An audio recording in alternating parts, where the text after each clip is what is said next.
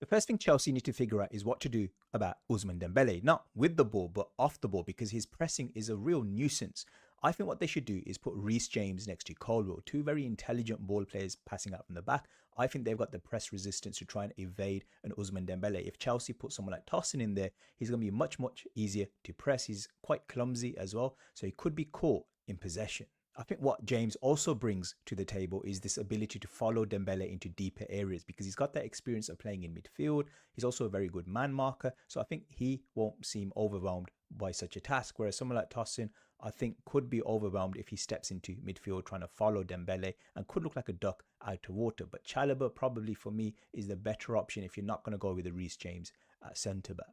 Another issue that Chelsea have to contend with is how do you actually hurt PSG, because their flanks are pretty impenetrable. The likes of Mendes, the likes of Hakimi are very balanced. Yes, they can attack, but they can also defend. So for me, if you're going to try and hurt PSG, you've got to attack their centre backs. Now, in the air, in terms of crossing ability, they struggle with aerial balls. So that's a way that you can hurt them. But I also think that if Chelsea play on the counter attack and get the likes of Pedro moving in these half spaces, trying to attack the centre backs rather than pulling out wide, where I don't think Chelsea have enough wing power to truly hurt PSG, I think that will be key.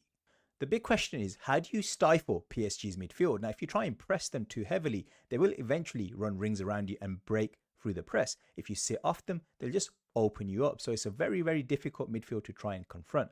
I think what Chelsea need to make sure is have numbers in midfield. You can't just have Caicedo, Enzo, Palmer as a free in midfield because they will get overrun. I don't think Enzo and Palmer have the legs and the mobility to truly, stifle that PSG midfield through sheer work rate.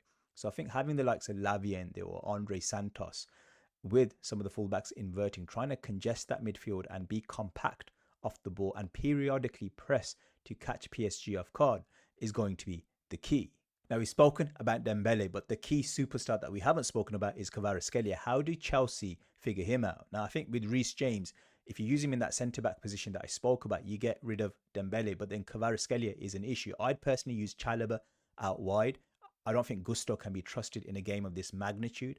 I think if he's one-on-one against Kvaratskhelia, I think Kvaratskhelia is going to run rings around him. With Chalobah, at least you've got that discipline, or Reece James, they've got that discipline. So I'd go with either one of these two in the fullback position. In conclusion, I think for Chelsea to win this, they're going to need PSG to have an off day. They're going to need to be compact and be really precise and clinical with the chances that they have. And they could hurt PSG if it's an off day. But if PSG are on form, it's hard to see anything but a Parisian victory.